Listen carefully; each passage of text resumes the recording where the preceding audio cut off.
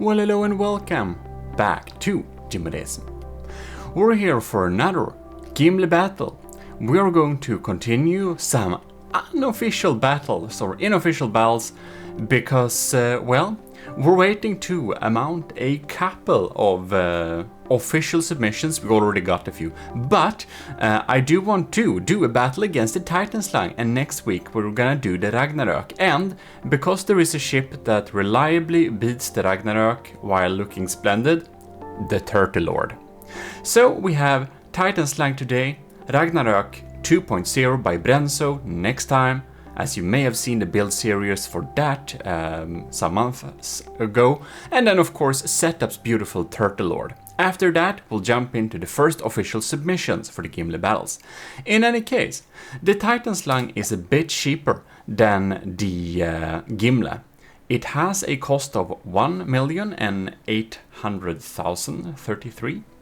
So it is ish, what is it, like 300, more than 350,000 materials ish cheaper. But when we built the Draconia, we did some battles with this thing, and I do think that since we beat the Draconia, I think we should be able to beat this, especially with advantage. But there are ships out there that only cost 1.5 million and can beat a lot of other ships. So even though material advantage / disadvantage is good, having a superior design can make you beat the opponent reliably anyway. Thing is, the Titanslang and the Draconia have completely different ways of dealing battle. The Draconia is pretty weird. It has a lot of mortars and vertical launch missiles, small, and laser. And the Draconia has all sorts of systems. We're actually going to look at them a little bit quickly here, so we can see what we're up against. So there is not much interiors to look at for the Titanslang, but there is some weapons to look at. We have azipods here, really nice design. This is of course Borderwise's ship, as you probably realize. And because it has a completely different loadout of weapons, it may still be able to beat the Gimle. I haven't tried the Titanslang against the Gimle, so this will be highly interesting. You can see here we have some Tetris going on here. And here we actually have... yeah, so here we actually have some 3D Tetris going on there. So that's really good. I didn't realize that he switched to 3D Tetris for the Mark II. That's good. Then we have an APS system going on here. We have a laser system, laser turret. I think this is a weird way to do a laser, but well, it works. It's a dangerous laser. Here we have a big LAM system too. So I don't know if this LAM system is capable of zapping the Gimle's crams. We shall see. And then we have the same, but again on this side basically, as you can see there. So we should just do a little quick check up on the different systems. If we do like this, you can see, dive into this cram cannon. We have a frag, yeah, a hardener. Yeah, this is an AP frag one, isn't it? What's the angle? Or no, it might be a hull point. I don't remember what it was. In any case, we have a spammer that spams some armor-piercing rounds, solid warhead, secondary heat. Wow, I'm really glad we had some. We have some ERA on the important parts of the Gimle here. Then the laser, not very interesting. It's just a laser, and well, the same systems again, basically. So well, let's dive into the battle and see if the Gimle can beat Borderwise's Titanslang Mark II. Well, here we have the Gimle spawning right here, ready for battle. And over here, we have the Borderwise's Titanslang, Habs Titanslang. I don't know what Habs stands for. Anyways, it's the Habs Titanslang. So, let the battle begin. Alright. The laser is zapping for sure. Oh, you can see the laser is trying to target the crams there. It wasn't successfully dealing damage to it. Ooh, I remember Borderwise being a little bit sad over the Draconia's laser because it was strong. Ooh! This one is stronger, by the way. The Gimle's laser is stronger than the Draconia's, a lot. So, oh yes, it's really burning through here. The Gimle is off to a nice start, that's for sure. Ooh, we're having some lag here. I really think when we come to the official battles, we'll have a lot less lag, by the way, because the Gimle uses things. Ooh, that's a big hit with the crams there. Alright. We got some damage here, we got some surface damage. Oh man, here we have something penetrating. I just need to check this. What happened here? Ooh, it's shooting through. Yeah, shooting through the Gimle is completely possible. It's a very bulky boy. I wonder if it was the cram that went in there. How is how? Oh no, the party goers are having a bad time. Well, in any case. Yeah, the Gimle follows some really weird rules. Like it doesn't have any water pumps, for example. So it's really material inefficient in types of energy. Oh man, that's a big blast. Well, in any case, it's very inefficient when it comes to burning materials because it needs a lot of up props. And I had to do that because water pumps lag too much, and that's very apparent from the rules. But if water pumps were allowed, I could switch up some stuff, I could make the Gimle 200,000 materials cheaper, and just rely on floatiness power via water pumps instead of a lot of engine power and a lot of up props. So that should be kept in mind also, that the Gimle is not only built to be efficient, it is built to lag as little as possible on my system, so it could be a lot more efficient. Ooh, you can see that! What I remember that Borderwise's shells, they're actually really strong. So I'm happy that the diff flak sieves guns from the Gimle is able to take out the crams coming in there.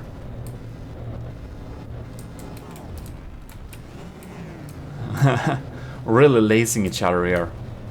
Hab's Titanslang is down to 86%, while Gimle from the army of Gmodism is at 97%.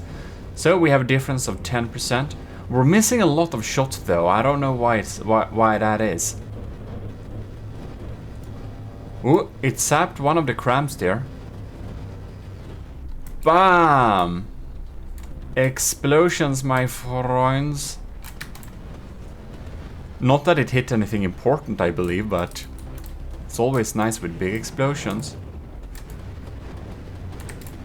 I really like the sound of Borderwise's automatic rotating gun there. I think that's a nice caliber. It just sounds so nice. Ooh, we got an interior explosion there. Yeah, well, that's why you need crams for big battles.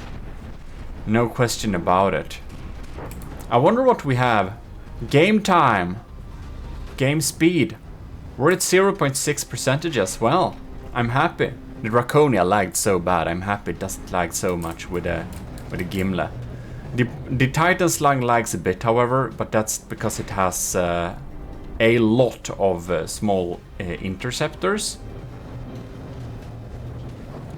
But not maybe the torpedo ones don't get activated. That's good, because I remember those were a little bit laggy. But they're not. I kind of remember there were a lot more than this. Well, who knows, maybe I've just misremember. In any case, battle is ongoing. The Titanslang is down too. Yeah, 67%. It's looking like it's losing the first battle. This is a best of 3, however. We're gonna give it another chance, jump into another battle and see if we get the same results. Who knows? Sometimes the tide of a battle can be decided early on because of simple luck. So we will be starting this battle over mortars and see what happens. In a moment, 65 percentages right there. It would be a little bit interesting to see how the Gimle is faring. Wherever it is. But yeah, I think we'll just restart the battle. We can see it has taken some damage, but it's still above 90 percentages. The Titanslang is down to kind of very low. There is no chance of it winning by this point. So let's do the battle again. And there we are. Let the battle begin. We're gonna stay with the Gimle here a little while. Ooh, they're lagging a bit. Flak sieves shooting those crams. Really got the stream of automatic fire coming in here. It's turning to the right side because it's a right broadsider. The crams get through, that's for sure. I don't think my... Oh, look there. I think it's hollow point. You can see it's dealing with fragments going on there. Bam! This can be quite interesting to see the interior view here, inside the hulls. Alright. It's just raining in...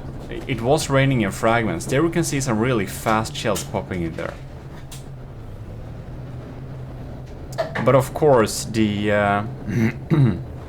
the fragments and stuff, yeah, they deal minor damage to the interiors, but I think that they get detonated on the outside there, so the hollow point damage itself is really inefficient against the Gimle in particular. And if you're wondering why we're spawning in nose-to-nose, it is a thing I felt that like makes the most sense to me, because for one, as Menti, tournament organizer Menti, also tends to do this. I tried to ask him a little bit about his stance on it, and basically his stance is when you spawn ships nose to nose, they will get in closer to each other, and if they don't get in closer to each other, wow, that's an explosion. Well, if they don't get closer to each other, the battle will be really boring to watch, and that's pretty true too. So that's a good reason why we want to spawn ships nose to nose and not at an angle. Because if you want to have a nice broadside angle, you should be able to maneuver to get that broadside angle. If you can spawn at your optimal angle, you don't need to have much maneuverability. So the Gimle is of course a broadsider. The Gimle would be very happy to spawn 90 degrees towards the enemy directly. So yeah.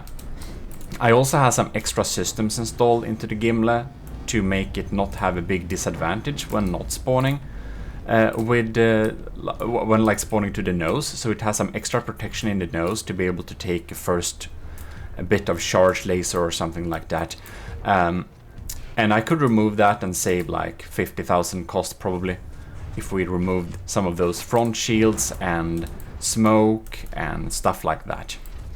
And of course, sieves systems to target things that come from in the front.